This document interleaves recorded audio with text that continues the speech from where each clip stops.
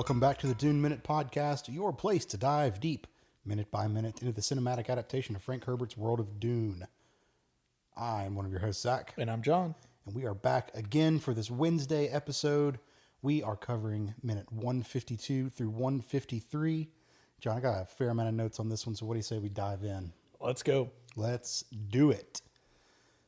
So, we left off on a very climactic part of the movie. Paul's got a knife at his face. Inches away, holding on to that blade. I hope he's got gloves on. Or I hope he's got knife-proof gloves on. And I think we're going to... I would like to spend a little bit of time talking about the logistics of what we're about to see. Because it took me 3 or 4 watches to fully get it. Okay. And I didn't fully get it until later on in this minute, thankfully. Sure. So Paul kind of does like he's got Fade's blade in his hand. In his right hand, specifically. Yes, right hand specifically. Yeah. And then he does like a quick twisting motion, and we hear off screen another stab. We hear a thud. Sure. Yeah. Of their two bodies. Some kind of impact. Yeah. Colliding together. Paul continues panting, and Fade's face kind of goes slack. Like the intensity bleeds out of his face. A little bit. A little bit. He pun fully intended. Yes, of course. But, yeah. Like he goes from an intense stare down at Paul's eyes to a more neutral, far off stare. And they both kind of begin to like fall together. Yeah. And in the background, and they kiss again, which was weird. They're like full tongue this time. Like yeah. It's really weird because in the background, and we see through them being out of focus, we're looking at Chani in focus, and she's just like, yo, what the fuck? Someone yells, "Get a room." No, they do. They start to drop, and they're holding on, or Fade is holding on to Paul now, not to keep him there, but to keep himself up. Yeah. At this point. Chani's like, what the fuck just happened? Because most people, I don't think, could see what just happened. What just happened? Well, Paul got him. He done got him? He done got him in the gut. Right in the abdomen. Oof. Yeah.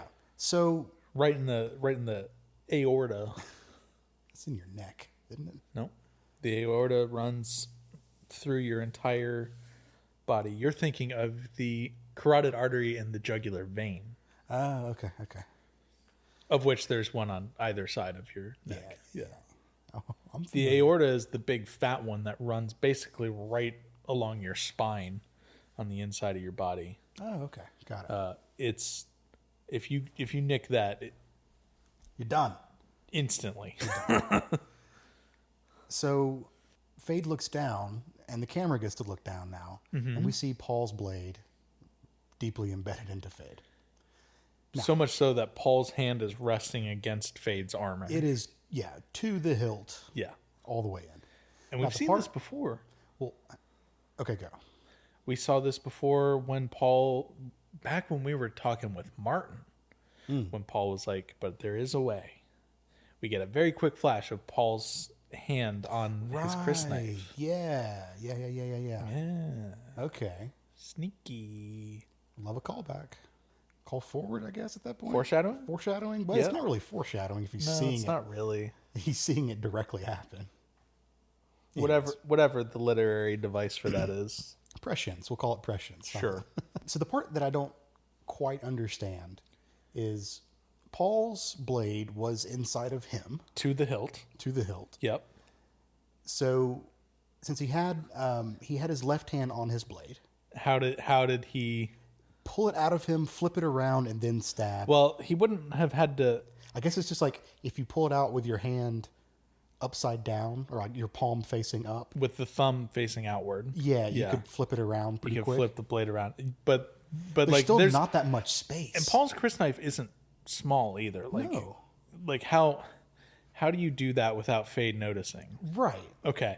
Glad you and I have the same like, what the fuck was that kind of? Yeah. Yeah. Now I thought that he did the same move that Fade did to hit him earlier, and kind of like waxed on, waxed off his own blade into his chest. Yeah. With that twisting motion. That's what I thought happened, because we don't really see where Fade's blade went. We see it in a little bit. We'll see it in a moment. But in this moment, we haven't seen where it went. Correct. So, that's what I thought. He, like, got him with his own blade and kind of used Fade's forward momentum to, like you said, close the gap, but also close themselves in on his blade, if that makes sense. It was very strange. It was cool. It was very strange. Anything else to say on the killing blow? Nope. Spoilers. Fade's not doing too hot. No, Fade is fading out. All right, dude. I'm almost certain that I made that joke when we talked earlier about it, too. And with his fade out, we get his last words. Mm-hmm. You fought well, Atreides. Oh, what a callback. Love a callback. Love a callback. Love a callback. Same thing he said to Lanville after he murked Lanville. Mm-hmm. Paul kind of pushes him backwards and yanks his knife out, and Fade just drops. Instant dead. Yeah. And then we get the moment in the movie that I think made all of us chuckle. Yes. When Stilgar just goes, "Listen, Gaib." Oh, you gotta love him. He's so happy. In between Fade dropping and Stilgar shouting out, we do get a shot of the Emperor kind of just staring down at Fade's body like, fuck. This ain't good. Fuck. Yeah, we get the "Listen, Gaib," and then the crowd goes wild. That's right. Gurney, Jessica, and Chani are all able to breathe finally. Mm-hmm. And Jessica Paul does go back to being stern pretty quickly. But she's a little relieved right now still. Yeah. But Paul is still on his knees, and he looks over to Shaddam and Irulan, who both respectively look down off to the side and keep staring directly at him. Yeah. And Paul's right shoulder. Before we get to that, real quick. Yeah. I do want to talk about Chani's face just for a second. Okay. So her mouth is slightly agape here because she's a little bit in shock. She's a little on the like kind of getting ready to cry. Are you going to You cry? cried? I screamed earlier. Getting ready to cry. God. Getting ready to cry, and her mouth is quivering a little bit. Yeah.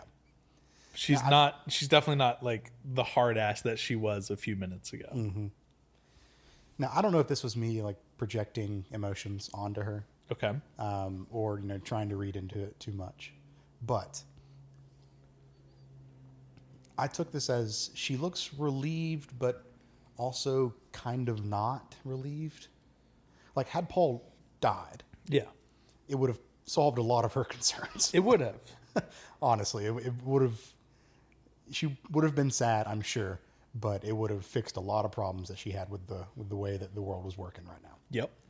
So I feel like she's so torn. On one hand, I love you, and I don't want you to die, but on the other hand, you're kind of a dick, and you're becoming a homicidal maniac. So, yeah. I got the sense that she was. I don't know. Just there was a hint of dread in the way she looks as well. Yeah. Which, if that was what was supposed to be conveyed, fucking good acting on Zendaya's part, because I got it. Mm-hmm. So I just wanted to point that out before we get to the figuring out where Fade's knife went. Well, we know where it went. It went directly into Paul's right shoulder. Yeah. And I, once again, went to google.com and in the search bar typed in cardiovascular map torso. Okay. To me, where Paul is stabbed, looks like this blade has completely severed his axillary artery. Okay. Let me tell you something about the axillary artery. Not a good one. Carries a lot of blood. Yeah, to your arm. You don't want to cut these things open. No. You're going to bleed out pretty quick. Not as fast as, say, a femoral artery bleed, but still, like, you got a minute, maybe. And Paul, in all of his wisdom here, just slowly begins to pull this knife out of this body. And there is a lovely, and I'd say that sarcastically, lovely sound of just viscera tearing and like flesh like being cut as this blade is leaving. It's not a good sound. No, it's not. So yeah, minute ends as Paul is hopefully more than halfway done with pulling this knife out. Yeah. Because it is not, doesn't look fun, doesn't sound fun. Can we headcanon a little bit? Okay. Maybe, just maybe. It just misses his axillary artery. Well, not even that. Maybe it got it, maybe it didn't. Still suits are very good at preserving water and keeping water in the body. Sure, but maybe they are able to exert enough pressure. I know pressure is not going to solve this problem. But pressure is what is needed. Yes. To stop. Okay. They can do enough to contain it. Maybe. That's the only way out of this that I can see. Yeah. That definitely is the one that like makes the most sense, whether or not it's real.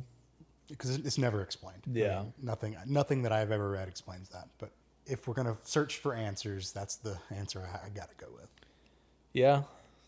I mean, we've seen before that they like fucking yank on the tightening straps. So, all right, I'll buy it for $1. All right, cool. So, Fade in the book also dies. Fade Rotha? Fade Rotha Harkonnen, yes. I mentioned yesterday we don't get the whole subplot of the hip blade. Correct. There's also some play with poisons in the books. They love a poison tipped knife in the books. Yeah, who doesn't? They use them a lot. Paul gets nicked with it. He has to really fight through the poison spreading through his body. Good thing he got all that Pranabindu training. That's right. Yep.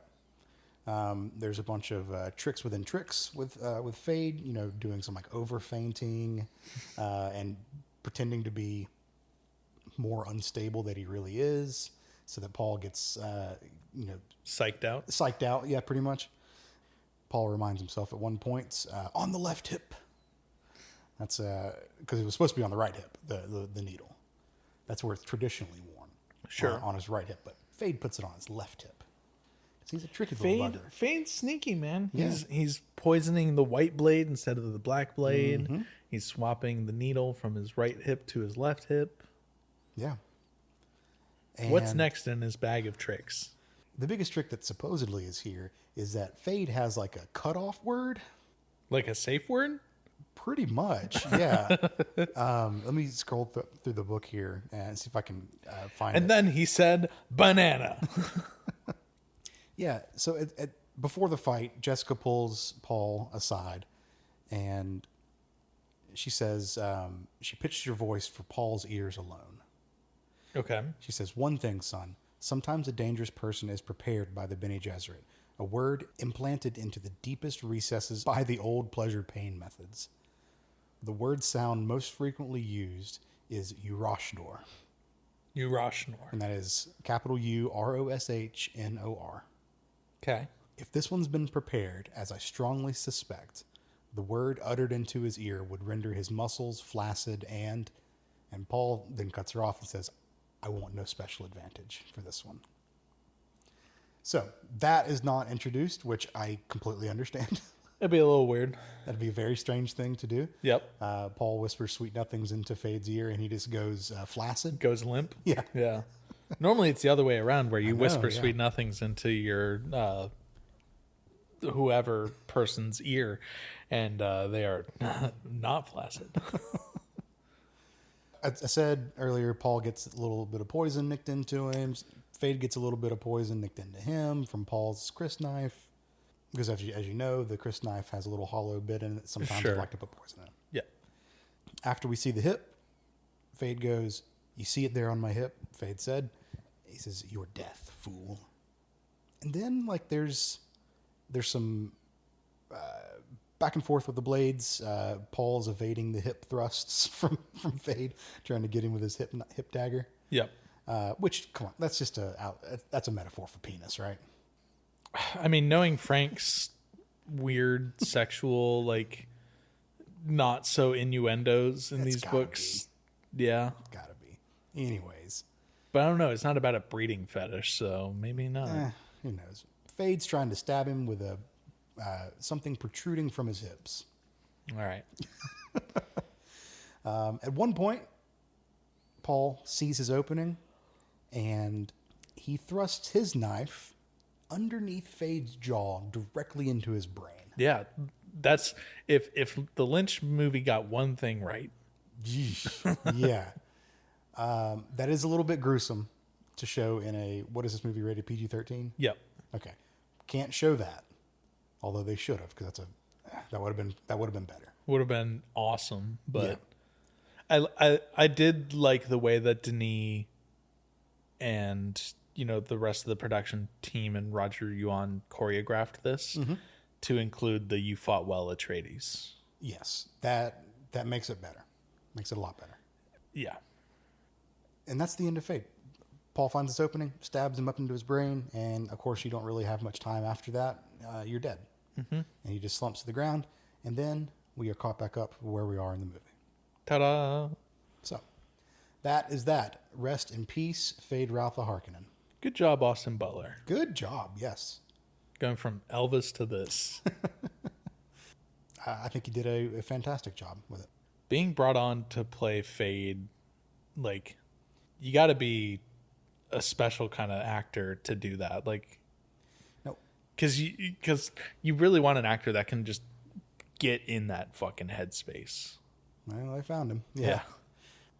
We've done a lot of like fantasy casting on the show before. I don't think we've ever given Fade / Austin Butler a second thought because it just plays it so well. Well, we did have I think I cut it from the episode when I edited it, but we did have our Josh Brolin's Dune, starring Josh Brolin, Josh Brolin and Josh Brolin and Josh Brolin, which I think would have been fun. Yeah, but where he clumps it. Yeah, yeah. But I don't know who else I could have. If we wanted to throw one more Skarsgård in, the scary kid, Bill, yeah, the creepy one. I mean, Bill Skarsgård could be Edric. It's true. It's like, is that on the table? I don't know. He could for sure play him. Yeah. They haven't announced an Edric casting, so got to have a Skarsgård in a Dune. I think he could have done a good Fade. I don't know too many. It's gonna sound stupid from a person who talks about movies all the time. I don't know a lot of actors these days. Yeah. I just don't know who else fits that mold of like. Yeah, I don't know. He does a good job. So, yeah. Austin Butler, hats off to you. Good job. So, that is all I got for today. I don't have anything else. So. All right, cool. Well, let's pick back up tomorrow. I'll let you do the outro because you hate it when I do it. No, you can do it. No. Zach, we only have so many episodes left. You can find us on Blue Sky, duneminute.com. We have an email address, duneminute@gmail.com. We would love to talk to you there. At least sound happy about it. That's what it is. I got the words right. All right, we'll see y'all tomorrow. See ya.